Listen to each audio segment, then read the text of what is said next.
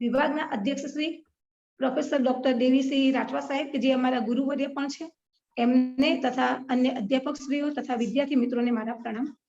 પ્રથમ આપણે મંગલાચરણ કરીને વ્યાખ્યાનની શરૂઆત કરીશું. સરસ્વત્यै નમો નિત્યમ ભદ્રકાલ્यै નમો નમઃ વેદ વેદાંત વેદાંગ વિદ્યાસ્થાનેભ્ય એવ ચ સરસ્વતી મહાભાગે વિદ્યે કામલોચને વિદ્યારૂપે વિશાલાક્ષીમ વિદ્યામ દેહી નમોસ્તુતે વિદ્યામ દેહી નમોસ્તુતે. અસ્તુ. ભટ્ટ સાહેબને આપણે પ્રાર્થના કરીએ કે એમના વ્યાખ્યાનની શરૂઆત કરે. સાધુ. આનંદ થયો. ગઈકાલે આપણે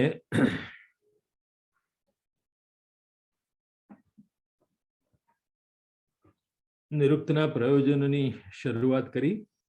પહેલા અધ્યાયના 5મા પાદથી. શુક્રવારે આપણી ગાડી ત્યાં અટકી હતી કે અથાપી ઇદમંતરેણ મંત્રેષુ અર્થ પ્રત્યયો ન વિદ્યતે.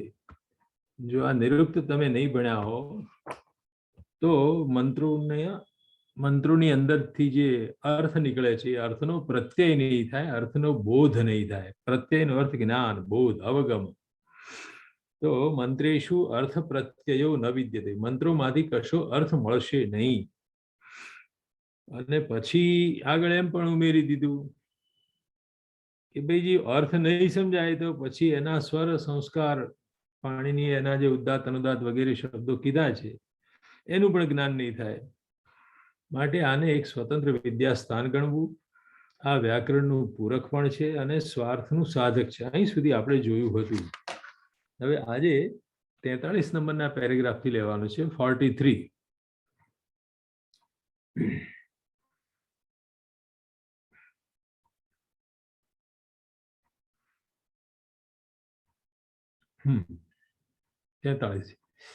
તો જેવું યાસ્કે આ વાક્ય ઉચ્ચાર્યું કે વેદ મંત્રના અર્થ સમજવા માટે આ નિરુક્ત શાસ્ત્રની જરૂર છે કે તરત જ કૌત્સ કહે છે 43મો પેરેગ્રાફ, યદિ મંત્રાર્થ પ્રત્યયાય અનર્થકમ ભવતિ ઇતિ કૌત્સઃ. જો મંત્રોના અર્થને જાણવા માટે આ તમારું નિરુક્ત શાસ્ત્ર પ્રવૃત્ત થયું હોય તો મારે એમ કહેવું છે કે એ અનર્થક છે. અનર્થકમ ભવતિ ઇદમ નિરુક્તમ અનર્થકમ, યુઝલેસ છે, પ્રયોજન વિનાનું છે. જો આ પ્રયોજનથી તમે નિરુક્ત લખવા બેઠા હો તમને એ માન્ય નથી, એવું કૌત્સ નામના આચાર્યનું કહેવું છે. કેમ કે એ તો દૃઢપણે બોલી રહ્યા છે, માની રહ્યા છે. શું માની રહ્યા છે? અનર્થકા હિ મંત્રાહ. મંત્રો અર્થ વગરના છે. હિનો અર્થ સંસ્કૃત ભાષામાં કારણ કે થાય છે. બધા ધ્યાનથી સાંભળજો. હિ અવ્યય કારણ કે અર્થમાં આવે છે. અનર્થક છે એ કારણે. મંત્રાહ અનર્થકાહ તસ્માત કારણાત. આ તમારું જે શાસ્ત્ર છે એ ભણવાની જરૂર નથી. તો હિ એક કારણ દર્શાવે છે. એ પાદપૂરક અવ્યય કે સાદો અવ્યય નથી. અર્થો હિ કન્યા પરકીય એવ ઇત્યાદિ કાલિદાસના પદ્યોની અંદર તમે જોશો અથવા શાસ્ત્ર ગ્રંથોમાં જોશો તો જ્યાં જ્યાં હિ વપરાયું છે એ કારણ દર્શક અવ્યય છે. તદ એતેન ઉપેક્ષિતવ્યમ. તો કૌત્સનો જે આ મત છે એની આપણે ઉપેક્ષા કરવી જોઈએ. પાણીની ઈસવીસન પૂર્વે 6ઠી સદી, એનાથી પણ આગળ 200 વર્ષ પહેલા એટલે કે ઈસવીસન પૂર્વે 8મી સદીમાં આ યાસ્કાચાર્ય થયા હશે એવું લાગે છે. એટલે એ સમયમાં ઉપેક્ષા શબ્દનો શું અર્થ હતો આપણે ધ્યાનમાં લેવાનો. અત્યારે આપણે ઉપેક્ષા કરવી એટલે એના તરફ બેધ્યાન થવું. કૂતરું રસ્તેથી જતું હોય, ભસતું હોય તો આપણે એની ઉપેક્ષા કરીએ. આપણે મારવા તડતા નથી, કારણ કે એના પોતાના કારણોથી બૂમો પાડતું હોય, ભસતું હોય. તો સમાજમાં એવી ઘણી પ્રવૃત્તિઓ થતી હોય છે, પણ આપણે એની ઉપેક્ષા કરીને આપણે આપણા કામે આગળ વધી જતા હોઈએ છીએ. તો અત્યારની ગુજરાતી ભાષામાં ઉપેક્ષા કરવી એટલે એના વિશે ઉદાસીન રહેવું, એના તરફ બેધ્યાન થવું એવો અર્થ છે. પણ આ કેમ કે ઈસુસન પૂર્વે લખાયેલો ગ્રંથ હોય ને, તે સમયે ઉપેક્ષા શબ્દનો શું અર્થ હતો? તદ એતેન ઉપેક્ષિતવ્યમ, એવું જે વાક્ય છે એમાં ઉપેક્ષા શબ્દ પડ્યો છે. તો આ કૌત્સના મતની ઉપેક્ષા કરવી જોઈએ એવું યાસ્ક બોલે છે. જો ભૂલે ચૂકે આપણે આપણા વર્તમાન ગુજરાતી ભાષાના સંસ્કારથી આનો અર્થ કરવા જઈએ તો ચોક્કસ ભૂલ કરીએ. તો આનો અર્થ શું થતો હશે યાસ્કના સમયમાં એ સમજવું જોઈએ. તો આની અંદર ઉપસર્ગ છે અને ઈક્ષ ધાતુ છે. જોવું, ઈક્ષતે, નિરીક્ષતે. સમીપે, ઉપસર્ગનો અર્થ થાય છે સમીપમાં. ઉપેક્ષિતવ્યમનો અર્થ થાય છે કે આ કૌત્સની વાત છે એ વેદ મંત્રોની નજીક જઈને તપાસવા જેવી છે. ઉપેક્ષા કરવી એટલે એની નજીક જઈને જોવું. આ એનો મૂળભૂત અર્થ લેવાનો છે. અત્યારનો રૂઢ અર્થ એવો છે કોઈ પણ માણસ આપણે ઉપેક્ષા ક્યારે કરી છે? રોજ રોજ સવાર હાજ આપણો બોસ આપણે અમે ટકરાતો હોય, જો એ ગમતો ના હોય ને એનો વ્યવહાર ગમતો ના હોય, પછી આપણે આપણા બોસની ઉપેક્ષા કરીએ. તો રોજ રોજ જે આંખ સામે ફરતું હોય ને એની આ રીતે પાછળથી ઉપેક્ષા થાય છે. એટલે ઉપેક્ષાનો અર્થ જે આપણે ઉદાસીનતા અથવા બેધ્યાન થયું એના વિશે, એ એનો સેકન્ડરી મિનિંગ છે, પાછળથી વિકસેલો અર્થ છે. પણ ઈસુસન પૂર્વે 8મી સદીમાં યાસ્ક જ્યારે આ વાક્ય લખી રહ્યા છે, તદ એતેન ઉપેક્ષિતવ્યમ, ત્યારે એનો અર્થ આ મતને નજીક જઈને તપાસવો જોઈએ. તદ એતેન ઉપેક્ષિતવ્યમનો આવો યૌગિક અર્થ લેવાનો છે, નહીં કે લક્ષણાજનિત અર્થ, નહીં કે રૂઢ અર્થ. વર્તમાન રૂઢ અર્થ નથી લેવાનો આપણે. તો આ યાસ્કના કથનને આવી વિશિષ્ટ રીતે સમજવાનું રાખવાનું છે. આપણે કોઈ પણ ગ્રંથ વાંચતા હોઈએ, સમજતા હોઈએ તો એને એના ચોક્કસ સ્થળકાળમાં મૂકીને વાંચવાનું કે આ ભાઈ ઈસુસન પૂર્વે આનો શું અર્થ હતો, એ રીતે જોવાનો પ્રયત્ન કરવો જોઈએ. સારું, આગળ વધીએ. તો ઉપેક્ષા એટલે નજીક જઈને જોવાની વાત છે. તો નજીક જઈને શું કહે છે? તો હવે 1 2 3 4 કરીને 6-7 વાંધાઓ પાડે છે કે મંત્રોના અર્થ સમજવા માટે જો નિરુક્ત ભણવાનું તમે કહેતા હોય તો અમે કહીએ છીએ મંત્રોનો તો અર્થ જ નથી. ભણવાની વાત માટે માંડવાળા રાખો, નિરુક્ત લક્ષ્યો નહીં. હવે તો કયા ગ્રાઉન્ડ ઉપર એ અનર્થક કહે છે? યાસ્કે કૌત્સે જ્યારે વેદ મંત્રોને અનર્થક કીધા ત્યારે અનર્થક કહેવા માટે એની પાસે કયો તર્ક હતો? તો પહેલો તર્ક આપણે જોઈએ છે, નિયતવાચો યુક્તયો નિયતાનુપૂર્વ્યાઃ ભવન્તિ મંત્રાઃ. ભવન્તિ મંત્રાઃ એટલો અધ્યાહાર છે. પ્રથમા બહુવચનના 2 પદો છે, પણ એનો અન્વય ક્યાં કરીશું આપણે? તો નિયતવાચો યુક્તયો નિયતાનુપૂર્વ્યાઃ મંત્રાઃ ભવન્તિ, આ ફૂલ સેન્ટેન્સ થયું.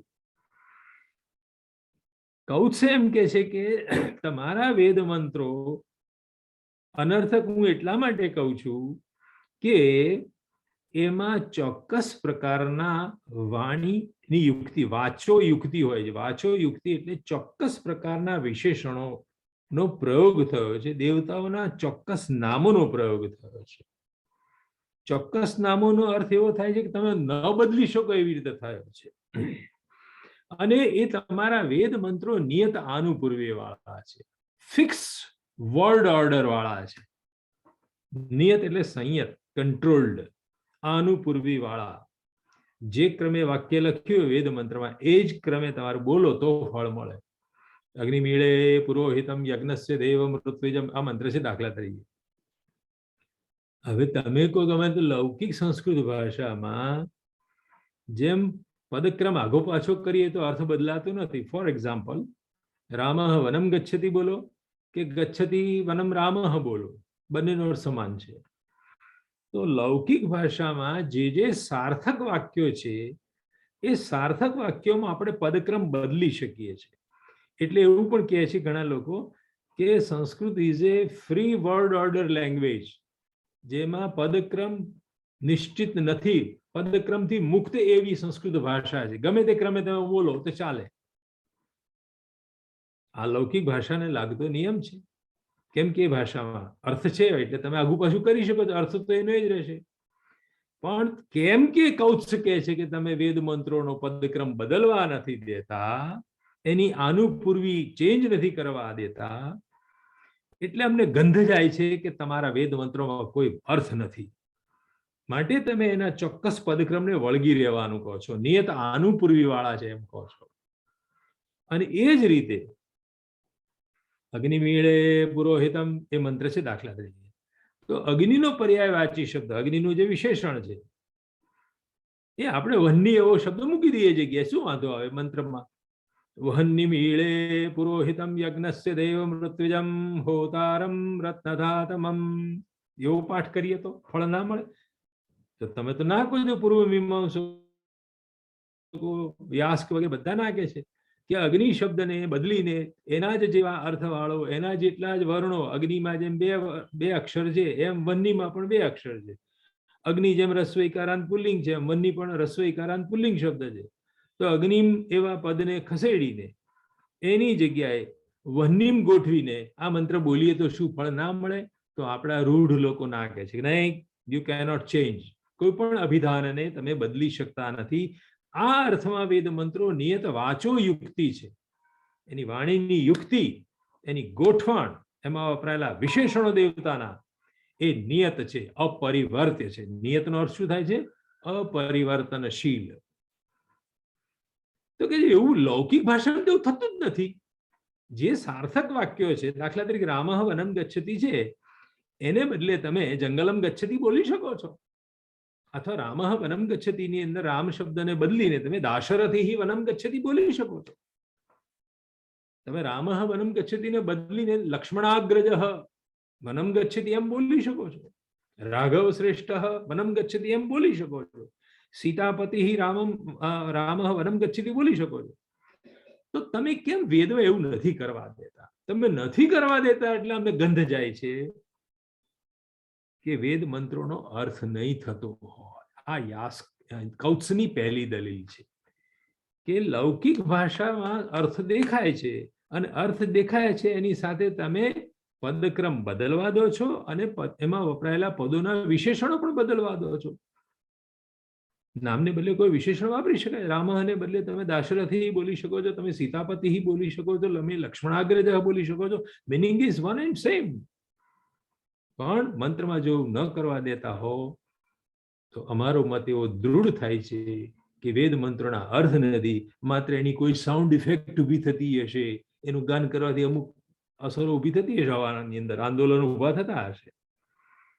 એટલે નિયત વાચો યુક્તિ હોવાને કારણે અને નિયત આનુપૂર્વી વાળા હોવાને કારણે આ મંત્રોને અમે અનર્થક કહેવા માંગીએ છીએ. સોલિડ આર્ગ્યુમેન્ટ મૂકી દીધો કે જ્યાં અર્થ દેખાય છે એ લૌકિક ભાષામાં પદક્રમ પણ બદલાય છે. એ લૌકિક ભાષામાં એક શબ્દના સ્થાને સમાનાર્થક બીજો શબ્દ પણ વાપરી શકાય છે. તમે વેદમાં આ બેમાંથી કેની છૂટ આપતા નથી. માટે અમે એવા નિર્ણય પર પહોંચ્યા છીએ કે વેદ મંત્રો અર્થ વગરના છે, અને વેદ મંત્રો જો અર્થ વગરના હોય તો મંત્રોનો અર્થ કાઢવા માટે આ શાસ્ત્ર લખી રહ્યા છે એમ જે કહો છો ત્યાં પણ કુઠારાઘાત થઈ જાય છે. આખી વાતનું ડીચકું જ ઉડી જશે.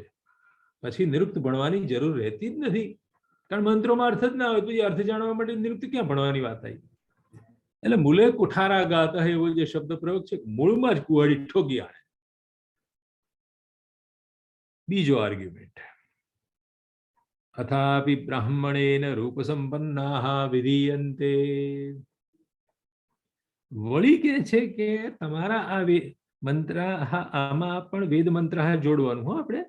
અથાપિ અને વળી બ્રાહ્મણેન અર્થાત બ્રાહ્મણ ગ્રંથેન રૂપ સંપન્નાઃ મંત્રાઃ વિધીયન્તે. વેદ મંત્રોને તમે રૂપ સંપન્ન કહો છો. રૂપ સંપન્ન એટલે શું કહો છો? તો કહે છે કે ચોક્કસ પ્રકારે તમે એને બ્રાહ્મણ ગ્રંથોમાં બતાવો છો. કઈ રીતે ચોક્કસ? એક ઉદાહરણ જોવાથી ખબર પડશે. ઉરુપ પ્રથસ્વ ઇતિ પ્રથયતિ. તો ઉરુપ પ્રથસ્વ નામનો એક મંત્ર છે. એ આખો મંત્ર જો તમારે સાંભળવો હોય તો કહું. ઉરુપ પ્રથસ્વ ઉરુતે યજ્ઞપતિ પ્રથતામ. આવો મંત્ર છે. આ વેદ મંત્ર બોલીને બ્રાહ્મણ ગ્રંથ પછી અંદર ઉમેરે છે ઇતિ પ્રથયતિ. મૈત્રાયણી સંહિતામાંથી આ ઉદાહરણ લીધું કે ભાઈ તમે કશીક વસ્તુનું દર્ભઘાસનું પ્રથન કરવાનું, ફેલાવવાનું કહો છો. પ્રથન કરવું એટલે ફેલાવવું. પ્રથનાત પૃથ્વી આપણે જોયું હતું ને, તે જ છે આ પ્રથન. તો કે છે કે મૂળ મંત્રમાં જ પ્રથસ્વ તું ફેલાવી દે, તું ચાદરને અથવા તો શેતરંજીને બિછાઈ દે, પોળી કરીને ગોઠવી દે, એવું મૂળ મંત્રમાં જ કીધું છે. એટલું એ મંત્ર તમારે બોલવાનો છે. એ મંત્ર બોલીને પછી બ્રાહ્મણ ગ્રંથ પાછળ ઇતિ પ્રથયતિ એમ કરીને તમે પછી એક વાક્ય જોડો છો કે આ મંત્ર બોલીને પ્રથન ક્રિયા કરવી. તો એથી સાબિત એવું થઈ રહ્યું છે કે મૂળ મંત્રમાં જે પ્રથસ્વ ક્રિયાપદ પડેલું છે એનો કોઈ અર્થ નહોતો, એટલે બ્રાહ્મણ ગ્રંથોને પાછળથી જોડવું પડ્યું. ઇતિ પ્રથયતિ, આમ બોલીને પછી આ કામ કરવું.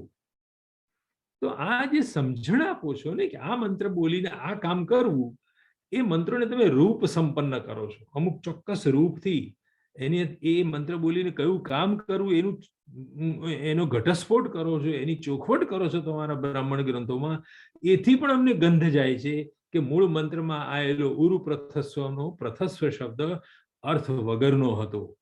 એ બોલ્યા અને સાંભળ્યા પછી એમાંથી કોઈ અર્થ નથી નીકળતો, એટલે તમારે પછી પાછળથી બ્રાહ્મણ ગ્રંથ દ્વારા જોડવું પડે છે કે આ મંત્ર બોલીને પ્રથન ક્રિયા કરવી. એ જ રીતે પ્રોહાણી ઇતિ પ્રોહતી, મૂળ મંત્રમાં જ કોઈ પ્રોહાણી એક ક્રિયાપદ આવે છે. પ્રોહાણી એટલે એમ કહીને હું હોમું છું.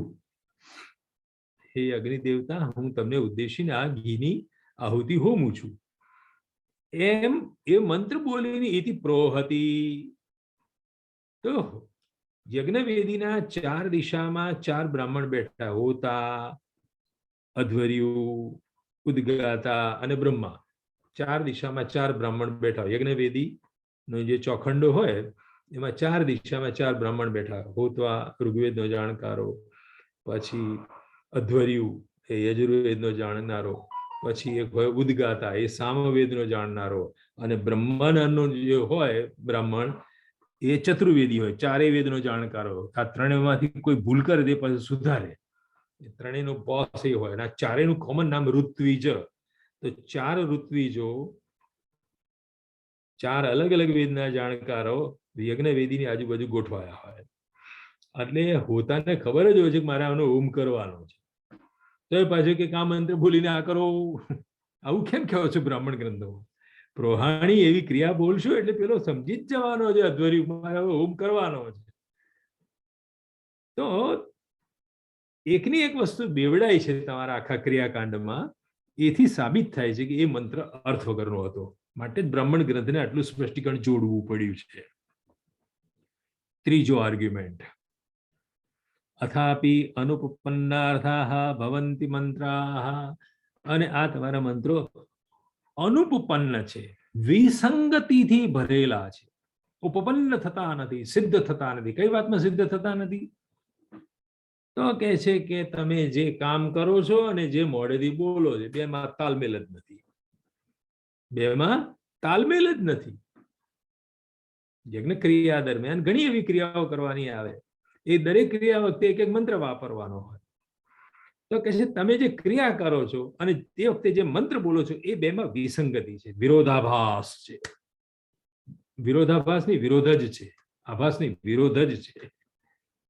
વિરોધાભાસમાં તો પાછું હલકો થઈ જાય આક્ષેપ. આ તો વિરોધ જ છે કે છે. કેમ કે જો ઔષધે ત્રાયસ્વ એનમ, અમુક પ્રકારની લાકડીઓ કાપી લાવવી પડે જંગલમાંથી અને પછી એને યજ્ઞવેદીમાં હોમવાની હોય. તમે દાખલા તરીકે અગ્નિહોત્ર યાગ કરતા હો, અગ્નિહોત્રીઓ બધા જંગલની પાસે જ રહે, કારણ કે આખા દિવસ દરમિયાન 20-25 પ્રકારની જુદી જુદી અંદર વનસ્પતિઓ વપરાતી હોય છે.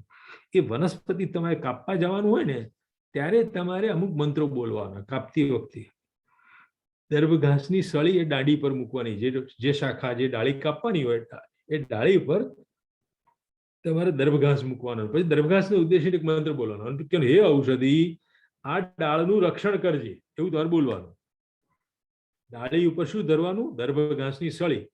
એ સળીને ઔષધિ કરે, હે ઔષધિ ત્રાયસ્વ એનમ, આ વૃક્ષની તું રક્ષા કરજે. અને બીજા હાથની અંદર કુહાડી હોય મારવા માટે, એ તમારે કુહાડીને પછી એને ઉદ્દેશીને કુહાડીને એક બીજો મંત્ર કહેવાનો. સ્વધિતે માં એનમ હિંસિ. સ્વધિતે સંબોધન પદ છે, ઔષધે જેમ સંબોધન પદ છે, હે ઔષધે, એની જેમ હે સ્વધિતે, હે કુહાડી બેન, માં એનમ હિંસી, આ ડાળીને તમે કાપશો નહીં. આવું બોલીને પછી કુહાડી મારવાની, ડાળ પાડી કાઢવાની. તો તમે શું કરી રહ્યા છો? કે કયો કર્મકાંડ ઉભો કરે છે બ્રાહ્મણો? જે દર્ભની સળી પોતાનું રક્ષણ કરી શકતી નથી, એને તમે કહો છો કે હે ઔષધિ, તું આ ડાળીનું રક્ષણ કરજે. પછી જે કુહાડી મારવા માટે તૈયાર કરી, હાથમાં ઉગામી છે, એને તમે કહો છો કે હે કુહાડી, તું આનો હિંસા ના કરી, અને પછી એને ફટકારો છો અને ડાળી છૂટી પાડી દો છો. તો આ તમારો બિઝનેસ અનુપપન્ન છે, પરસ્પરમાં વિરોધી છે. બોલો છો કંઈક ને કરો છો કંઈક જુદું. એનો અર્થ એ કે તમારા મંત્રો અર્થ વગરના છે. સ્વધિતે માં એનમ હિંસિ, હે સ્વધિતે, હે કુહાડી, તું આને ઇતિ આહ હિંસન. આવું બોલતા બોલતા તમે હિંસા કરી નાખો છો. ઇતિ આહ હિંસન, બોલનાર વ્યક્તિ આ બોલતી વખતે, હિંસા કરતી વખતે આવું બોલે છે ને કરે છે કંઈક જુદું કામ. એથી સાબિત થાય છે કે વેદ મંત્રો અર્થ વગરના છે. અથાપી 44મો પેરેગ્રાફ હવે. અથાપી વિપ્રતિષિદ્ધાર્થાઃ ભવન્તિ મંત્રાઃ. આ તમારા મંત્રો છે ને એ વિપ્રતિષિદ્ધ અર્થવાળા છે કે છે, સેલ્ફ કોન્ટ્રાડિક્ટરી, અંદરો અંદર એકબીજા જોડે વિરોધમાં જનારા છે. વિપ્રતિષિદ્ધ અર્થ, એકબીજાના અર્થનો પ્રતિષેધ કરનારા. એક મંત્ર આમ કે બીજો મંત્ર એ અર્થનો છેદ કરી નાખે. એક લાઈનથી રામ જંગલમાં જાય છે એમ કહો છો, અને પછી કહો રામ રાજમહેલમાં પ્રવેશે છે. તો આ બે વાક્યો કેવા થયા? પહેલા વાક્યથી કહો છો રામ જંગલમાં જાય છે, બીજા વાક્યથી કહો છો રામ રાજમહેલમાં બેઠા છે. તો આ પરસ્પરનો પ્રતિષેધ કરનારા અર્થવાળા વાક્યો તમારા વેદમાં અમને જોવા મળી રહ્યા છે કે મહેરબાની કરો અને અર્થ વાળા ન કહો. આ વેદ મંત્રોને તમારે અનર્થક જ જાહેર કરવા જોઈએ. અથાપી વિપ્રતિષિદ્ધાર્થાઃ મંત્રાઃ ભવન્તિ. ફોર એક્ઝામ્પલ, દાખલા તરીકે હવે ઉદાહરણ આપે છે, આપણા જ વેદમાંથી ઊંચકીને આપે છે. તમે જોજો હો આ વેદાંગ કેમ લખવા પડ્યા. માત્ર 6 વેદાંગ નહીં, એ વેદાંગોથી પણ પરવારે આ નહીં, પૂરતું ના થયું એટલે આપણા આખા દર્શન શાસ્ત્રો બધા વિકસ્યા. શેને માટે? વેદ મંત્રોની રક્ષા કરવા માટે. કૌત્સ એક તો નામ છે ખાલી, પણ એને જે આર્ગ્યુમેન્ટો ઉભા કર્યા છે એ આર્ગ્યુમેન્ટો માત્ર વેદ પૂરતા સીમિત નથી, એ વેદ મંત્રોને આધારે ઊભી થયેલી આખી યજ્ઞ સંસ્કૃતિ ઉપરનો આઘાત છે. અને એવું જો થાય તો વેદમાં વર્ણવેલા મંત્રો, વેદમાં જેની સ્તુતિ કરી છે દેવતા, આખી આપણી સંસ્કૃતિ, વૈદિક સંસ્કૃતિ ધરાશાયી થઈ જાય. એટલે બૌદ્ધો અને જૈનોના આગમન પછી આ વેદ મંત્રોની રક્ષા કરવા માટે ભગીરથ પુરુષાર્થ કરવો પડે. 6 વેદાંગો એને દર્શનો વિકસાયા આપણે લોકો, પૂર્વ મીમાંસા, ઉત્તર મીમાંસા, ન્યાય, વૈશેષિક, સાંખ્ય, યોગ. અને એની સામે ઓપોઝિશનમાં જે 3 નાસ્તિક દર્શનો હતા એ વેદને નતા માનતા, વેદની પર આવા પ્રહારો કરતા હતા. એટલે એ જે અવૈદિકો છે એ અવૈદિકોની ટોળીનો જ મુખ્ય પ્રતિનિધિ આ કૌત્સ છે. એ કૌત્સ આ બધા આર્ગ્યુમેન્ટ કરી રહ્યો છે અત્યારે આપણી સામે. એ કહે છે કે ભાઈ આ તમારા મંત્રો વિપ્રતિષિદ્ધ અર્થવાળા છે. દાખલા તરીકે તમે એક મંત્રમાં આવું બોલ્યા છો, એક એવ રુદ્રો અવતસ્તે ન દ્વિતીયઃ. આ ભૂમંડળની અંદર, આ વ્યોમની અંદર, આ બ્રહ્માંડની અંદર એક એવ રુદ્ર અવતિષ્ઠે, એક જ રુદ્ર દેવતા છે, બીજો કોઈ દેવતા જ નથી. તો રુદ્ર દેવતાનું પ્રાધાન્ય કહેવા માટે આવો એક મંત્ર મળે છે યજુર્વેદમાં, એક એવ રુદ્ર. જો પાછો એવકાર ભણિત મંત્ર છે, એક જકાર વાળો મંત્ર છે, બહુ ડેન્જરસ આ મંત્ર છે. રુદ્ર સિવાય બીજો કોઈ દેવ છે જ નહીં. વેદકાળના ઋષિ મુનિઓ જ્યારે જે દેવની સ્તુતિ કરે ને એને સૌથી મોટો કે એની એક માત્ર સત્તા તરીકે જાહેર કરી દે ઉત્સાહપૂર્વક. તો અને પાછું એવકાર તો મૂક્યો જ પ્રિતેશભાઈ, પણ સાથે નિષેધ વચન પણ જોડ્યું છે, ન દ્વિતીય, બીજો કોઈ નથી. 2 રીતે કાટલું કાઢી નાખ્યું બધા દેવોનું. એક એવ રુદ્ર અવતસ્તે, એક જ રુદ્ર છે અને બીજો નથી. કેટલું બધું ભારપૂર્વક કહી દીધું રુદ્રનું અસ્તિત્વ. સારું, માની લીધું, ચલો એક જ રુદ્ર છે, બીજો કોઈ બીજો છે જ નહીં. પણ પછી શુક્લ યજુર્વેદ રુદ્રીનો પાઠ કરતા હો તો તમારા ધ્યાનમાં આવ્યો હશે આ મંત્ર, કે એમાં મંત્ર આઈને ઉભો રહે છે, તરત જ બીજો એક મંત્ર, અસંખ્યાતા સહસ્રાણી એ રુદ્રા અધિભૂમ્યામ. આ અધિભૂમિ ઉપર, આ પૃથ્વીલોક ઉપર એક નહીં હજારોની સંખ્યામાં રુદ્ર છે. અને કેવા અસંખ્યાતા, જેને તમે ગણી શકતા નથી, અગણિત રુદ્રો છે એવું પણ કીધું બીજા મંત્રમાં.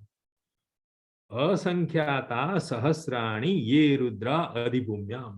આ ભૂમિની ઉપર, આ બ્રહ્માંડની અંદર હજારો હજારો, સહસ્રાણી એ સહસ્ર શબ્દનું પ્રથમ બહુવચનનું રૂપ વાપર્યું અને પછી એની આગળ વિશેષણ લગાડ્યું, અસંખ્યાતાની સહસ્રાણી, ન ગણી શકાય એટલા હજારો ની સંખ્યામાં રુદ્ર છે, જેની સંખ્યા જ નક્કી થાય એવી નથી, એટલા બધા હજારો રુદ્ર છે, રડાવનારા તત્વો છે. રુદ્ર એટલે રોદયતિ સરુદ્ર.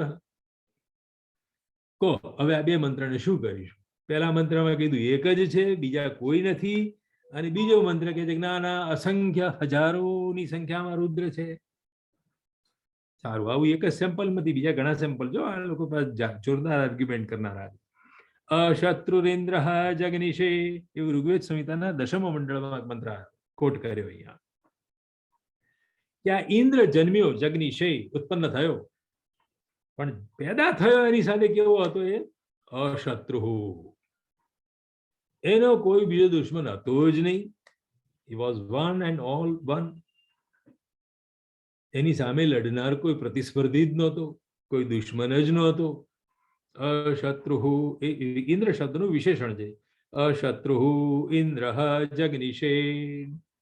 સાર માની લીધું કે શત્રુ વગરનો હતો, એકાધિપતિ હતો. પણ પાછું રુદ્રીમાં જુઓ તો તમને ઋગ્વેદ સંહિતાના જ બીજા 10મા મંડળની અંદર 103 નંબરના સૂક્તમાં આવું પણ મળે, શતમ સેના અજયત સાકમેન્દ્ર. ઇન્દ્રે સાકમ એટલે એક સાથે યુગપત, શતમ સેના અજયત 100 સેનાઓને જીતી લીધી. એટલે આગલા મંત્રમાં તો કોઈ દુશ્મન જ નહોતો, પણ જીતવાનું કોને હતું બાકી? જીતવાનું તો ત્યારે થાય કે સામે શત્રુઓ ઉભા હોય તો એને જીતવા પડે. તો તમે જે 133 નંબરના સૂક્તમાં બોલ્યા કે ઇન્દ્ર શત્રુ વગરનો જન્મ્યો હતો, એની વિરુદ્ધ જતું બીજું વાક્ય તમે 103 નંબરના સૂક્તમાં મેળવી શકો છો ઋગ્વેદમાં. તો ત્યાં તમે એમ બોલો છો, શતમ સેના અજયત સાકમ. સાકમ એટલે એક સાથે, વારાફરતી સેનાઓ મારી એમની હો. આ ઇન્દ્ર પાસે એટલું બધું બળવાન બતાવો છે કે એકી સાથે 100 સૈન્ય પતાવી દીધા. તો 100 સેનાઓને એક સાથે જે ઇન્દ્રે મારી નાખી, એ ઇન્દ્રને અશત્રુ કેવી રીતે કહેવાય? આ પરસ્પર વિરોધી વાક્યો જોઈને પણ કૌત્સ કહે છે કે હું કેવું છું કે તમારા આ મંત્રો અર્થ વગરના છે. It is meaningless. માત્ર બબડાટ કરવા માટે કામ લાગે એવા છે આ મંત્રો. એલ ફેલ જે બોલવું બોલો, કારણ મિનિંગ જ નીકળતો નથી. તો કૌત્સ બહુ જ એકદમ મજબૂત એવી ભૂમિકા ઉભી કરી રહ્યો છે કે આ મંત્રો અર્થ વગરના છે. ક્રિયાકાંડની દૃષ્ટિએ, વિશેષણોની દૃષ્ટિએ વિપ્રતિષિદ્ધ કરીને પરસ્પર વિરોધી મંત્રો પણ આપણી સામે મોકલી દીધા. હજી આગળ ટાળો નથી પડતો, પાછું બોલે છે અથાપી અને વળે જાનંતમ સંપ્રેષયતી. જે જાણકાર હોય ને એને જ તમે મોકલો છો કે છે. જેમ કે આ પણ ક્રિયાકાંડ જોડે સંકળાયેલો મંત્ર છે. અગ્નય સવિદ્યમાનાય અનુબ્રૂહી. માનવ શ્રૌત સૂત્ર મૈત્રાયણી સંહિતામાંથી છે. જે અગ્નિનું તમે યજન કરવા બેઠા છો, તો એ અગ્નિને ઉદ્દેશીને અગ્નયે સમિધ્યમાનાય, જેની અંદર સમિધા તમે હોમી રહ્યા છો અગ્નિને માટે, અનુબ્રૂહી એવું હોતા અધ્વર્યુને કહે છે કે આ જે અગ્નિને માટે આપણે આહુતિઓ આપી રહ્યા છે એને સંબોધીને તું બોલ ભાઈ.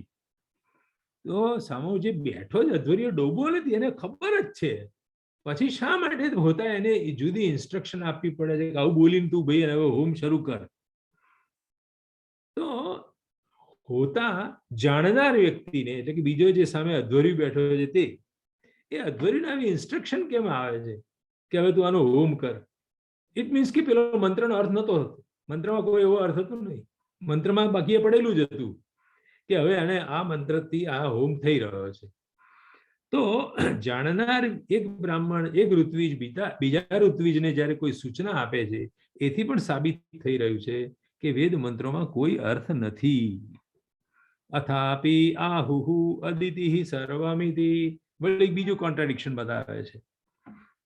બીજું પણ આવું કોન્ટ્રાડિક્શન શું છે કે અદિતિ નામની જે દેવતા છે એ અદિતિને માટે એવું કહેવાયું અદિતિઃ સર્વમિતિ, જે છે બધું અદિતિ જ છે, અદિતિ સિવાય કશું જ નથી આ દુનિયામાં.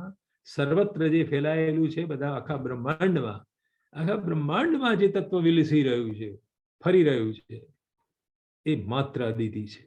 અદિતિથી આખું સંપૂર્ણ જગત, આખું બ્રહ્માંડ ભરાયેલું છે. અને એટલું કહીને તમે જંપ ના વળ્યો, સર્વમ બોલી કાઢ્યું, સર્વમ શબ્દમાં બધું આવી ગયું, કશું કહેવાનું રહેતું જ નથી. પછી તો તમે પછી બીજો મંત્ર ઠોકો છો. શું કહો છો?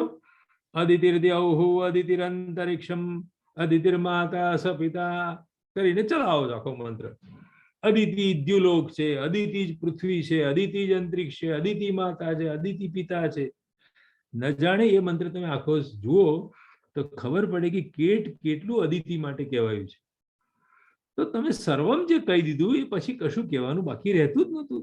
તો એ તમે આવા પાછા મંત્રો પાછળ ત્યાં લખ્યા છે.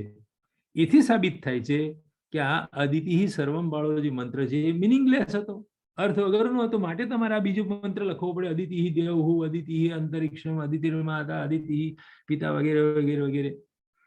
તો આ આખી જે પરસ્પર વિરોધમાં જનારી વાક્યાવલીઓ મંત્રમાં જોવા મળે છે. એથી પણ અમે કહીએ છીએ કે તમારા વેદ મંત્રો અર્થ વગરના છે. અને જો વેદ મંત્રોમાં અર્થ ના હોય તો અર્થ કાઢવા માટે આ જે શાસ્ત્ર લખી રહ્યા છે, શાસ્ત્ર બંધ કરીને ઊભા થઈ જાઓ. નિરુક્ત લખવાની જરૂર જ નથી, કારણ મંત્રમાં અર્થ જ નથી. તો પછી શું શોધશો તમે? તો આ જે અદિતિર્દ્યૌઃ અદિતિરંતરિક્ષમ મંત્ર ટાંક્યો ને પછી યાસ્ક લખે છે કે તદ ઉપરિષ્ટાદ વ્યાખ્યાસ્યામઃ. આ મંત્રની અમે ડિટેલમાં વ્યાખ્યાન ભવિષ્યમાં કરવાના છીએ. ક્યાં? નિરુક્તના 4થા અધ્યાયમાં ફરી આ મંત્ર હાથમાં લેવાના છે. મેં રેફરન્સ આપ્યો છે. 4થાના 23મી અંદર આ મંત્રનું વિગતે વ્યાખ્યાન કરશે. ત્યાં અદિતિ શબ્દ કેવી રીતે નિર્વચન પામે છે, એની આખી વ્યુત્પત્તિ કેવી રીતે સિદ્ધ થાય છે, એ બધી વાત હું ત્યાં કરીશ. અત્યારે નથી છંછેડતો કે આ મુદ્દાને. અથાપી હવે નવો આર્ગ્યુમેન્ટ. અથાપી અવિસ્પષ્ટાર્થાઃ ભવન્તિ. અને કે છે આ નિઘંટુની અંદર ભેગા કર્યા છે તમે જે શબ્દો, વેદોમાં વપરાયેલા જે શબ્દો છે એ બધા અવિસ્પષ્ટાર્થક, સ્પષ્ટ અર્થની છે જ નહીં, અંદર ગૂંચવાડો ઉભો થાય એવું બધું કે છે. તમે જે શબ્દો ભેગા કર્યા છે અથવા વેદોમાં જે શબ્દો વપરાયા છે તે બધા શબ્દો અસ્પષ્ટાર્થક છે. અવિસ્પષ્ટાર્થ અર્થાત અસ્પષ્ટ છે, જરીકે ના સમજાય એવા મંત્રો છે આ મંત્રો અને મંત્રોમાં આવેલા શબ્દો. જેમ કે અમ્યક, યાદૃશ્મિન, જારયાઈ, કાણુકા ઇતિ. સેમ્પલ રૂપે 4 શબ્દો મૂક્યા કે આવા કેટલાય શબ્દો તમારા વેદ મંત્રોમાં છે કે જેની અંદરથી કશો અર્થ સ્પષ્ટ થતો જ નથી. હાઈલી કન્ફ્યુઝિંગ, મૂંઝવણ ઊભી કરે એવા શબ્દો વેદ મંત્રોમાં વપરાયા છે. માટે અમે કહીએ છીએ કે વેદ મંત્રો અર્થ વગરના છે. સારું, આટલા 6-7 મુદ્દાઓ દ્વારા કૌત્સે વેદ મંત્રોને અનર્થક જાહેર કર્યા. આ પૂર્વ પક્ષની પ્રસ્તુતિ પૂરી થઈ. હવે વાત આવે છે ઉત્તર પક્ષની. આનો જવાબ યાસ્ક પોતે આપે છે. તદેતેન ઉપેક્ષિતવ્યમ. આને જે કીધું એની હવે નજીક જઈને આપણે એની તપાસ કરીએ કે કેટલા ટકા સાચો છે, કેટલા ટકા ખોટો છે. આ 45મા પેરેગ્રાફથી આપણે જોઈશું. હવે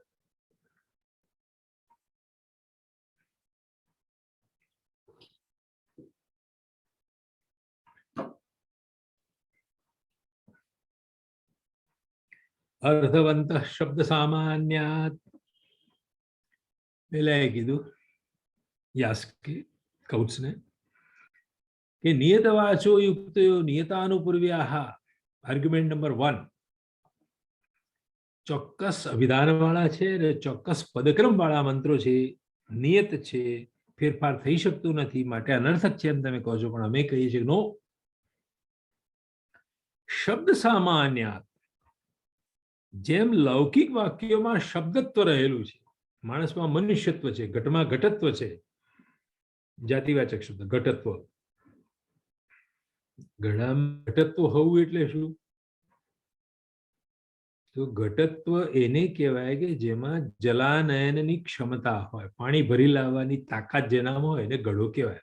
જલાનયનની ક્ષમતા એને ઘટત્વ શક્તિ કહેવાય. માણસમાં મનુષ્યત્વ છે, મનુષ્યત્વ છે તો એ બુદ્ધિથી વિચારી શકે, બુદ્ધિથી યાદ રાખી શકે, કોકને આપી શકે, કોકની પાસે લઈ લઈ શકે, બધા પંચેન્દ્રિય મનુષ્ય છે. માણસમાં મનુષ્યત્વ છે, ઘટમાં ઘટત્વ છે. એમ જેમ લૌકિક શબ્દોમાં શબ્દત્વ હોય તો એમાંથી અર્થ નીકળે. શબ્દમાં શબ્દત્વ હોવાનું મતલબ શું? જેમ ઘડામાં ઘટત્વ હોવાનું મતલબ શું કીધું મેં? જલાનયન શક્તિમત્વ, પાણી ભરી લાવવાની ક્ષમતા જેનામાં હોય એ ઘડો કહેવાય. એમ શબ્દ કોને કહેવાય? શબ્દની શબ્દતા શેમાં રહેલી છે? શબ્દનું શબ્દત્વ શેમાં રહેલું છે? તો શબ્દમાં શબ્દત્વ એને રહેલું કહેવાય જેમાંથી અર્થ નીકળે. દાખલા તરીકે રિક્ષાનો ઢૂર અવાજ આવે તો એ અવાજ છે, ઘોંઘાટ છે, એ શબ્દ નથી. ભાષામાં વપરાતો શબ્દ શબ્દ છે કેમ કે એમાં અર્થ છે, એમાંથી અર્થ નીકળે છે. તો શબ્દનું શબ્દત્વ કઈ બાબતમાં છે? અર્થ આપવાપણું હોય એમાં. ફરી એકવાર વાક્ય બોલું છું. શબ્દનું શબ્દત્વ શેમાં રહેલું છે? અર્થ આપે એમાં. ઘટનું ઘટત્વ શેમાં રહેલું છે? જે ઘડામાં જલાનયન શક્તિ હોય છે, જે ઘડામાં તરાડ પડી હોય ને, પાણી એમાંથી નીકળી જવાનું હોય ને, તો આપણે એને ઘડો ના કહી શકીએ, એ ફૂટેલો ઘડો કહેવો પડે. જ્યારે એનામાંથી જલાનયન શક્તિમત્તા દૂર થઈ જાય, પાણી ભરી લાવવાની ક્ષમતા નષ્ટ થઈ જાય, ત્યારે ઘડો ઘડો રહેતો નથી. એમ શબ્દમાંથી જો અર્થ આપવાની તાકાત નીકળી જાય તો એ શબ્દ શબ્દ ના કહેવાય, ઘોંઘાટ કહેવાય. જેમ મેં કીધું ને, પેલા સ્કૂટરને કિક મારો ઢૂર અવાજ થાય, એ અવાજ કહેવાય, ઘોંઘાટ કહેવાય, ધ્વનિ કહેવાય, પણ શબ્દ ના કહેવાય. તો સાહિત્યમાં તો આપણે શબ્દને અર્થ એ બેની ઉપાસના કરીએ છીએ. શબ્દને અર્થનું સાહિત્ય હોય, સહપણું હોય. અર્થ હોય તો અર્થને માટેનો શબ્દ હોય, અને શબ્દ હોય તો શબ્દમાંથી અર્થ નીકળવો જોઈએ, એને સાહિત્ય કહેવાય. તો આપણે સાહિત્યની ઉપાસના કરવાના છીએ. તો કે છે લૌકિક શબ્દોમાં અને લૌકિક વાક્યોમાં જો શબ્દત્વ રહેલું હોય, એટલે કે અર્થ આપવાની ક્ષમતા રહેલી હોય, તો વેદમાં વપરાયેલા શબ્દોમાં શબ્દત્વ છે. શબ્દ સામાન્ય અર્થવંત એતે મંત્રાહ. એથી સાબિત થઈ જાય છે કે આ મંત્રો અર્થવાળા છે, કારણ કે મંત્રોમાં શબ્દત્વ રહેલું છે. શબ્દત્વ સામાન્ય, આ સામાન્ય ગુણ રહેલો છે. દરેક ઘડામાં કયો સામાન્ય ગુણ હોય છે? જલાનયન શક્તિમત્વ નામનો સામાન્ય ગુણ રહેલો હોય છે. એમ શબ્દોમાં શબ્દત્વ રહેલું છે. તો શબ્દમાં શબ્દત્વ રહેલું છે એમ જે કીધું એ બહુ મોટું. શબ્દો બે જ વાપર્યા છે એને, પણ બે શબ્દોનો મિનિંગ બહુ ગંભીર અર્થમાં બોલી રહ્યા છે. ગંભીર ગિરાનો પ્રયોગ કરી રહ્યા છે યાસ્કર, કે આ વેદ મંત્રોને અનર્થક કહેવાય એવા જ નથી, કારણ કે એમાં શબ્દ સામાન્યત્વ નામનો ગુણ રહેલો છે. જેમ ઘટમાં ઘટત્વ રહેલું છે, એમાં વેદના મંત્રોના શબ્દોમાં પણ શબ્દત્વ રહેલું છે. અને યદિ શબ્દત્વ અસ્તિ, જો એમનામાં શબ્દત્વ રહેલું હોય તો અર્થવાચકત્વ હોવાનું જ, એ અર્થ આપી શકતા જ હશે. માટે અમે કહીએ છીએ કે અર્થવંત મંત્રાહ. કસ્માત, તો કહે છે કે શબ્દ સામાન્ય, એમાં શબ્દત્વ નામનો સામાન્ય ગુણ રહેલો છે, તેથી એ ચોક્કસ અર્થવાળા સાબિત થઈ શકે છે. હવે તમારે એટલે પહેલો આર્ગ્યુમેન્ટ કપાઈ ગયો. હવે આગળ વધે છે. એતદ વૈ યજ્ઞસ્ય સમૃદ્ધમ યદરૂપ સમૃદ્ધમ યદ કર્મ ક્રિયમાણમ ઋગ્યજુર્વાભિવદતિ ઇતિ ચ બ્રાહ્મણમ. અરે કહે છે કે તમે જે કીધું કે આ બધા મંત્રો રૂપ સંપન્ન હોય છે, હે ઔષધિ આને બચાવજે, હે કુવાડી આને મારતી નહીં, તો કહે છે કે ભાઈ આ તો ઋગ્વેદ અને યજુર્વેદની આ પોતાની અને યજ્ઞ ક્રિયાઓની એક સમૃદ્ધિ છે, એક જાતની પ્રોસ્પેરિટી છે, કે જે મંત્રમાં જ કહેવાયેલું છે એ અમે વધારે ક્લેરિટી પૂર્વક ફરી કહીએ છીએ તમને. તો એકની એક વાત બે વખત કહેવામાં વાંધો નથી. અત્યારે હું જે વ્યાખ્યાન કરું છું એમાં પણ વિદ્યાર્થી ભોગ્ય બનાવવા માટે, મારો તર્ક સ્પષ્ટ કરવા માટે એકની એક વાત જેમ બે ત્રણ રીતે ઘુમાઈ ફિરાઈને હું કહું છું, જેથી વિદ્યાર્થીમાં એ બુદ્ધિ એ જ્ઞાન સ્થિર થઈને કાયમી નિવાસ કરે. તો બુદ્ધિમાં જ્ઞાનને સ્થિર કરવા માટે જેમ ગુરુને પણ બે ત્રણ વાર બોલવું પડે છે, એમ ઋગ્વેદ અને યજુર્વેદના મંત્રો દ્વારા જે કહેવાયું છે એનું એક બ્રાહ્મણ ગ્રંથો કે જેમાં વાંધો ક્યાં પડ્યો તમને, બંને અર્થવાળા છે કે છે. મંત્રોની સંહિતાઓ પણ અર્થવાળી છે અને બ્રાહ્મણ ગ્રંથો અર્થવાળા છે. નહીં તો આ પાછું કહું છે એવું ઊંધો વળગે કે તમારા મંત્રોને સાર્થક કેવા છે ને, તો ચલો અમે બ્રાહ્મણ ગ્રંથોના અનર્થક એને કાઢી મૂકો. કેમ કે મંત્રોમાં કહેવાયેલામાંથી અર્થ મળી જાય તો બ્રાહ્મણ લખવાની જરૂર નથી. એટલે જો મંત્રો અર્થ વગરના હતા તો તમે બ્રાહ્મણ લખ્યા એમ કહો છો, તો બ્રાહ્મણો અર્થ વગરના છે એમ કહો. જો તમારે મંત્રોને સાર્થક કહેવા હતો કે ના, એકની એક વસ્તુ બે દ્વારા બે રીતે કહી શકાતી હોય છે અને એ એની રૂપ સમૃદ્ધિ છે, એ એની પ્રોસ્પેરિટી છે, એમાં કશું ખોટું નથી. યત કર્મ ક્રિયમાણમ, જે કર્મ કરવામાં આવે, જે શબ્દો દ્વારા કહેવામાં આવે છે, જે આંગિક અભિનયથી ચેષ્ટાઓથી જે કામ થાય છે એ કામ પણ કરતા જવાનું અને એ પ્રકારના શબ્દો વાપરવાના. જેમ કે એક સરસ બીજું ઉદાહરણ પછી આપે, જેમ કે ક્રીડંતો પુત્રૈર્નપ્તૃભિઃ, પરણવા બેઠેલા સ્ત્રી પુરુષને વૈવાહિક યજ્ઞ દરમિયાન વિવાહ કર્મ વખતે થતો જે વિધિ હોય, જે યજ્ઞ વિધિ હોય, એમાં એક મંત્ર બોલવામાં આવે છે અને કહે છે કે હે દંપતી, હે થનારા પતિ પત્ની, તમે લોકો ક્રીડંતો પુત્રૈર્નપ્તૃભિઃ, તમે તમારા પુત્રો પૌત્રો પ્રપૌત્રો સાથે આનંદ કરો આ પૃથ્વી ઉપર. તો એ ભેગા જ એટલે થઈ રહ્યા છે કે સંતતિ ઊભી કરવાની છે. ભાઈ, સ્ત્રી અને પુરુષનો વિવાહ એટલે જ થાય છે કે એમણે સંતતિ ઊભી કરવાની હોય છે. તો આ મંત્ર નહીં બોલો તો પણ એ થવાનું છે.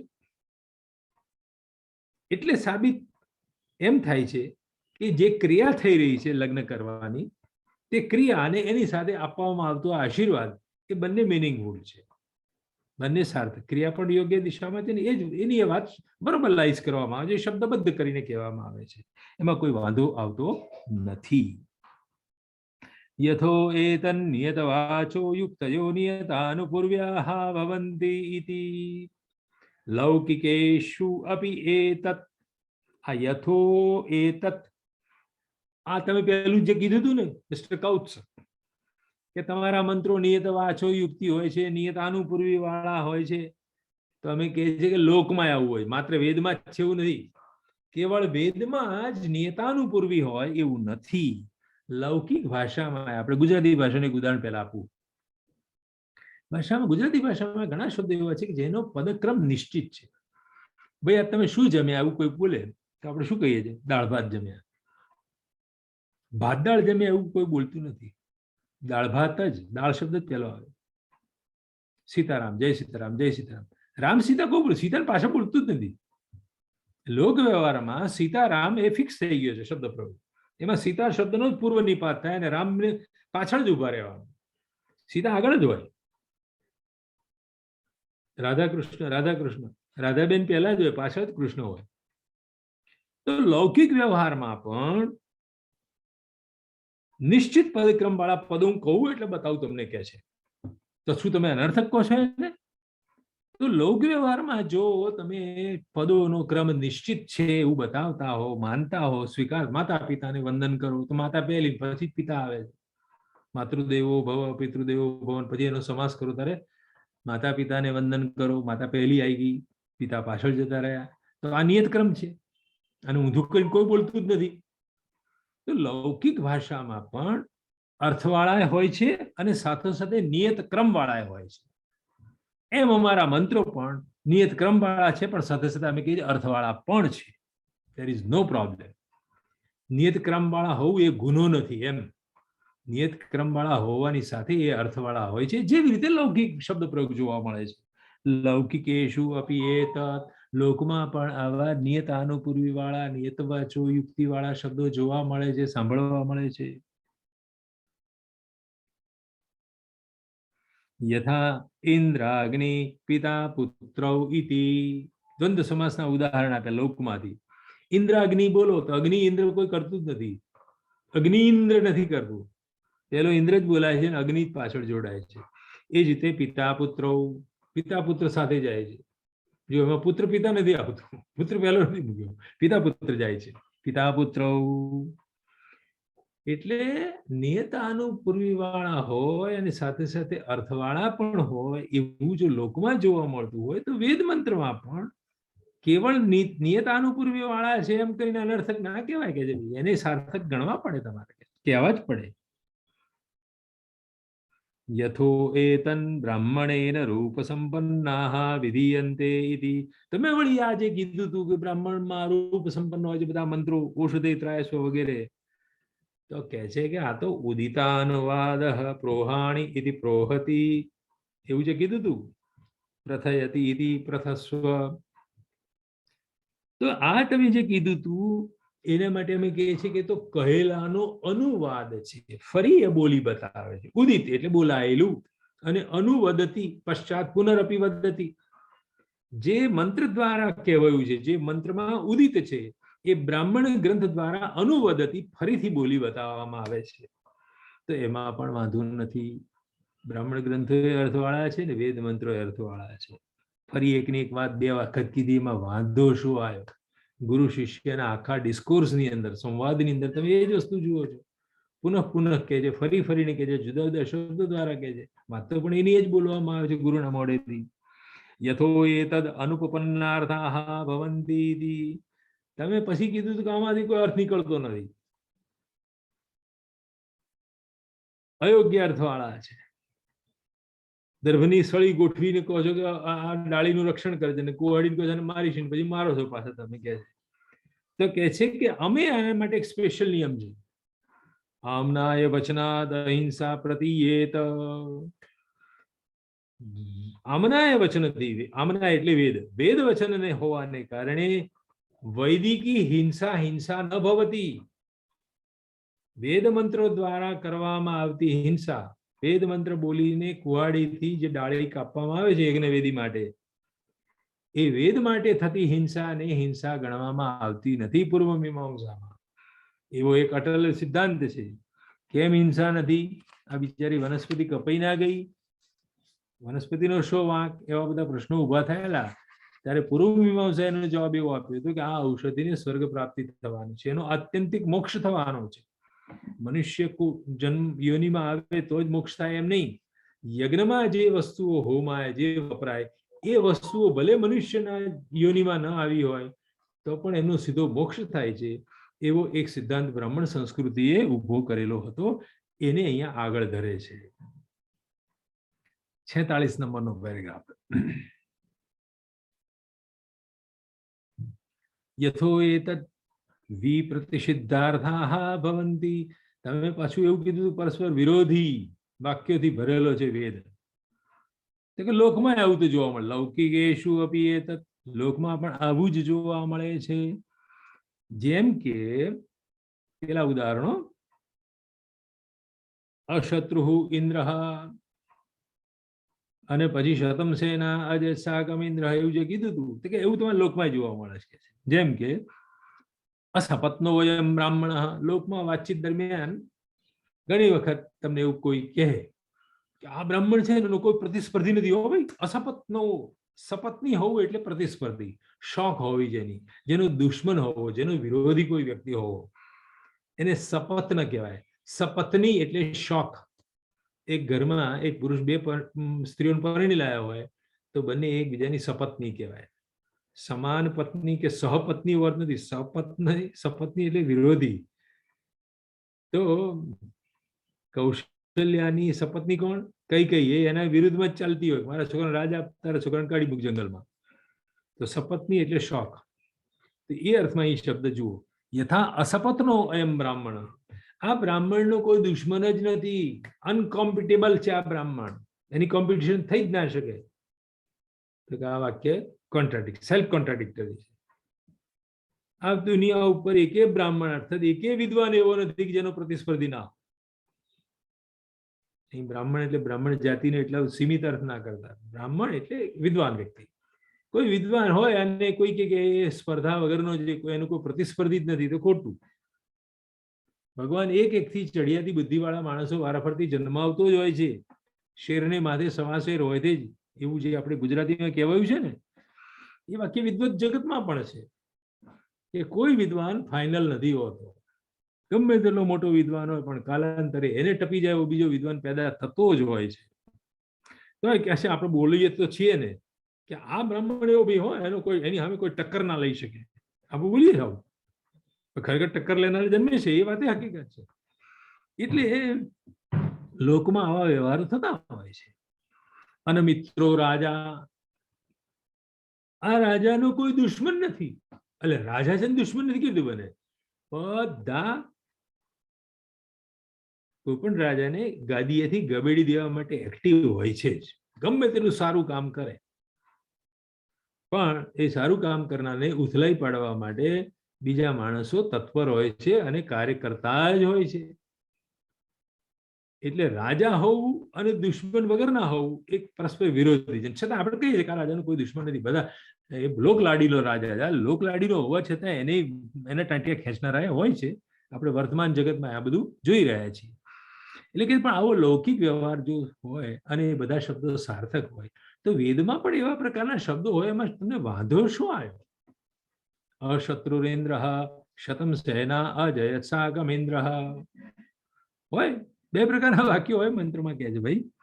યથો એતજ્જાનંતમ સંપ્રેષ્યતિ ઇતિ, જાણનારાને હોતાને જે જાણે છે એને જ અધૂરી પ્રેરણા આપે છે કે જાનંતમ. એવું તો લોક વ્યવહારમાં થાય છે. મનુસ્મૃતિ ધ્યાનથી તમે ભણ્યા હો તો શિષ્ય ગુરુને ઘેર જયારે ભણવા જાય, વિદ્યાભ્યાસ કરવા જાય, ત્યારે વિદ્યાર્થીએ પોતાની પહેલા ઇન્ટ્રોડક્શન આપવાની હોય છે. સાંભળજો. દાખલા તરીકે હું મારી ઇન્ટ્રોડક્શન આપું કે ભાઈ શુક્લ યજુર્વેદાંતર્ગત માધ્યંદિન શાખા અધ્યાયી વસંત શર્મા ભો ગુરુ અહમ અભિવાદયે. કયા કયા વેદનું અધ્યયન કરનારો ભારદ્વાજ ગોત્રોત્પન્ન, હું ભારદ્વાજ ગોત્રમાં જન્મેલો વસંત ભટ્ટ શર્મા નામનો વિદ્યાર્થી, ભો ગુરુ ભવંતમ અભિવાદે, હું આપને અભિવાદન કરું છું, પ્રણામ કરું છું. હવે ગુરુને ખબર છે કે અમે વસંત ભટ્ટ ઉભા છે, તો ગુરુ કે ભો વસંત ભટ્ટ આયુષ્માન એધી. પાણીની એના માટેના સૂત્રો પણ બનાવ્યા છે ભાઈ, ક્યાં ફ્લુત કરો એના સંદર્ભમાં જોજો. શિષ્ય કઈ રીતે અભિવાદન કરવું અને ગુરુએ પછી પ્રત્યભિવાદન કરવાનું, તે વખતે કયા શબ્દને કેટલા હાઈટ સ્પીચથી બોલવાના, એના માટેના પાણીની વ્યાકરણમાં સૂત્રો પણ છે. શું ગુરુને ખબર નથી? રોજ રોજ આવતો તો આ છોકરો અને રોજ આવીને બોલે કે હે હું ફલાણો ઢીકણો પગે લાગુ છું, પેલો કે હે આવા આવા ચેલા તું આયુષ્માન થા. તો જાણનારને જ બધું કહેવામાં આવે છે. એવો વ્યવહાર પણ પ્રસિદ્ધ છે, લોકમાં ચાલે છે. જાનંતમ અભિવાદયતે. જેમ કે પરણવાયેલો કોઈ વરરાજા આવીને બેઠો છે માયરામાં, એને પેલા બ્રાહ્મણો પરણાવા આવેલા બ્રાહ્મણો શું કહે છે? ષડર્ગ્યા ભવંત્યાચાર્યો ઋત્વિક વૈવાહ્યો રાજા પ્રિય સ્નાતક ઇતિ મધુપર્કો મધુપર્કઃ મધુ પ્રતિગૃહ્યતામ. હાથમાં મધનો પડીયો લઈને અથવા ગોળનો પડીયો લઈને બ્રાહ્મણો એ વરરાજાને ઓફર કરે છે. તમે દૂરથી ચાલીને આવ્યા હશો પરણવા, ગ્લુકોઝ ઘટી ગયો હશે તો લો થોડુંક આ શેરડીનો રસ પીવો, લો આ ગોળ ખાઓ, શેરડીનો રસ ના હોય તો. એને મધુપર્ક કહેવાય છે, અર્ઘ્ય કહેવાય છે. પાણીનો ગ્લાસ કોઈને આપીએ, કોઈને શરબત આપણે પીવડાવીએ, કોઈને ચા પાણી પીવડાવીએ, એ બધા મધુપર્ક જ છે. તો જેને તમે આપો છો, લો ચા પીવો, આપણે કોઈ મહેમાન આવે એની સામે મૂક્યો જ છે તમે ચાનો કપ, એ જુએ જ છે કે આ ચા છે તો ચા પીવો તમે. એટલે આમાં કોઈ કોન્ટ્રાડિક્શન ના આવ્યું કહેવાય. જાણનારને જ તમે કહો છો કે આ ચા છે ને ભાઈ ચા પી તું. તો વેદ મંત્રોમાં આવા વાક્યો જોઈને તમે ગભરી ના જશો અને એને કારણે એને અનર્થક કહેવા પ્રેરાશો નહીં. જાનતે મધુપર્કમ પ્રાહ યથો એતદ અદિતિ સર્વમિતિ. વળી તમે વાંધો કાઢ્યો તો અદિતિ બધું જ છે એવું કીધા પછી અદિતિ દ્યૌહુ અદિતિ અંતરિક્ષમ આવું બધું ગણાવવા બેઠા હતા. એ તમને વાંધાજનક લાગ્યું હતું તો કે લૌકિકેશુ અપી આવા જ બધા પ્રયોગો તમે જ્યાં વાંધો પડે એવા બધા જ પ્રકારના પ્રયોગો લોકમાં થાય છે અને લૌકિક ભાષાનો તમે સાર્થક કેમ વાંધો નથી તો આને શું કરવા સાર્થક નથી કહેવા તમારે યથા સર્વરસાહ અનુપ્રાપ્તાહ પાનીયમ ઇતિ આ પાણીની અંદર બધા રસો આવી ગયા બધા રસો આવી ગયા એટલું કીધા પછી પાછું તમે એનું પછી વર્ણન કરો કે આમાંથી તમને આ મળશે આમાંથી આ મળશે આ મળશે આ મળશે તો યથો એતદ અવિસ્પષ્ટાર્થાઃ ભવન્તિ ઇતિ તમે પછી કેટલાક 4 શબ્દો આગળ ધર્યા હતા અને કીધું હતું કે આ બધાના અર્થ નથી આ બધા શબ્દો નકામા છે કોઈ અર્થ નીકળતો અસ્પષ્ટ છે આ શબ્દોના અર્થ તો કે છે નૈષ સ્થાણોર અપરાધ યદેનમ અંધો ન પશ્યતિ આમાં થાંભલાનો કશો વાંક નથી કે આંધળો એને જોઈ શકતો નથી આંધળાનો વાંક છે કે એની પાસે આંખ નથી બાકી થાંભલાનો વાંક છે એવું ના કહેવાય કોઈ થાંભલે અથડાઈ પડે અને પછી આપણે થાંભલાનો વાંક કાઢી કે થાંભલા જોતો નથી મને કેમ અથડાયો થાંભલો આપણને ના કે તારે આંખો નથી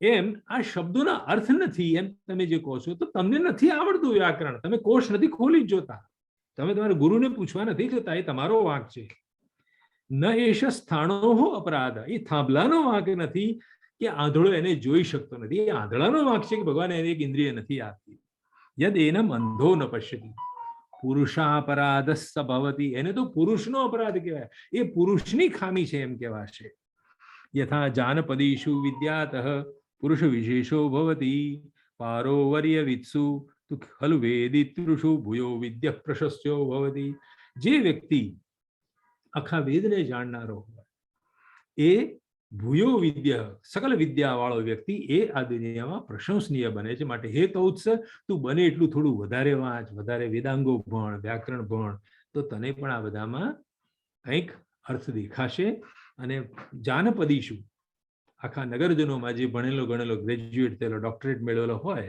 એ પુરુષ વિશેષો ભવતી એની જ બોલબાલા હોય છે તો હે કૌત્સ તું આ ભણ્યા વગરનો બેહી રહ્યો છું એ સારું લાગતું નથી જે વેદને પેલે પાર જાય છે પારો વર્ય વિત્સુ વેદનો જે પારંગત થઈ ગયો છે એ જાણનારાઓમાં વેદિતૃષુ જાણનારા વિદ્વાનોની અંદર ભૂયો વિદ્ય સૌથી વધારે જે ભણેલો હોય સબ પ્રશસ્યો ભવતી એ પ્રશંસનીય બનતો હોય છે તો તું એવો બનવા પ્રયત્ન કર કૌત્સ અને આ તારો જે સિદ્ધાંત તું લઈને આવ્યો છું એ તારી પાસે રાખ તારા ઘરમાં મૂકી દે અથવા ખાડામાં નાખીએ મંત્રો તો બાકી અર્થવાળા જ છે એવું સિદ્ધ થાય છે તો મિત્રો અહીંયા આપણે આજનું વ્યાખ્યાન પૂરું કરીએ છીએ અટકીએ છીએ આપ સૌને નમસ્કાર હવે વૈશાલીબેન સમાપન કરાવે હા સાહેબ એક પ્રશ્ન છે બોલો બોલો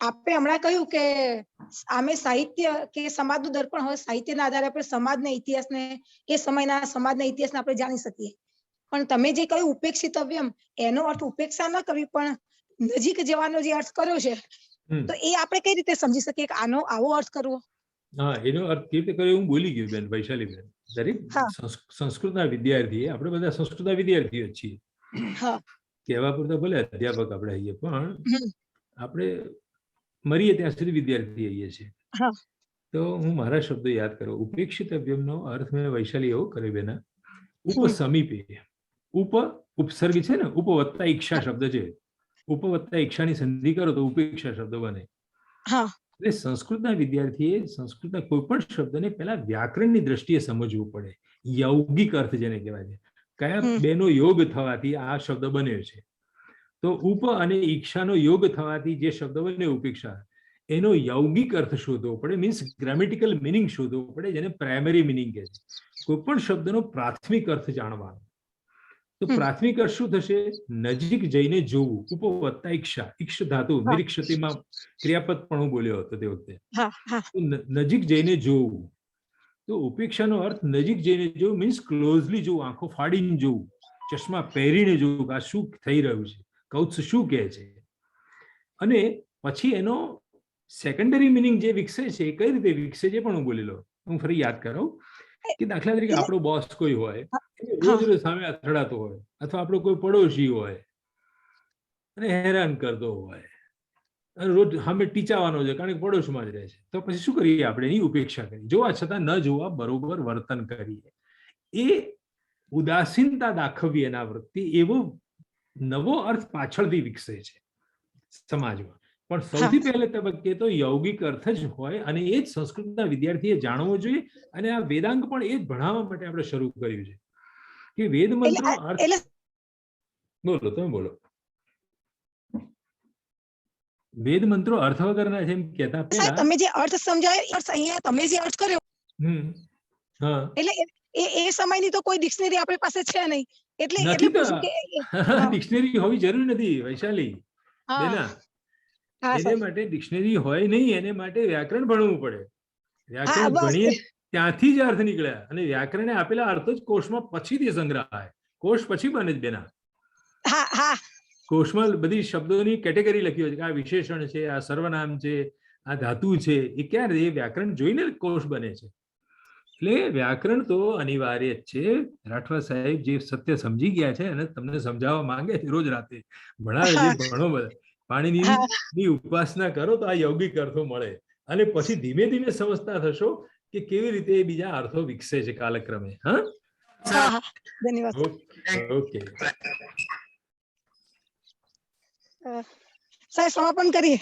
હા, સમાપન કરીએ. ભટ્ટ સાહેબ નો ખૂબ ખૂબ આભાર.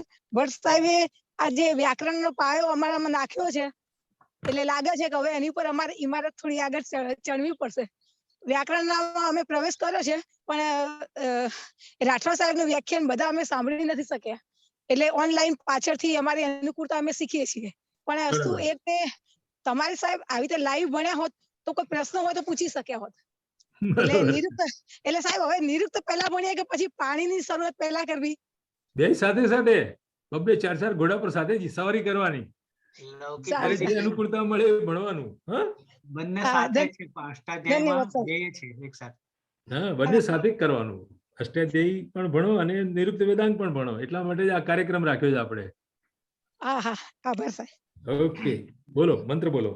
શાંતિ મંત્ર. ઓમ સહના ભવતુ સહનૌ ભુનક્તુ સહ વીર્યં કરવાવહૈ તેજસ્વિનાવધીતમસ્તુ મા વિદ્વિષાવહૈ.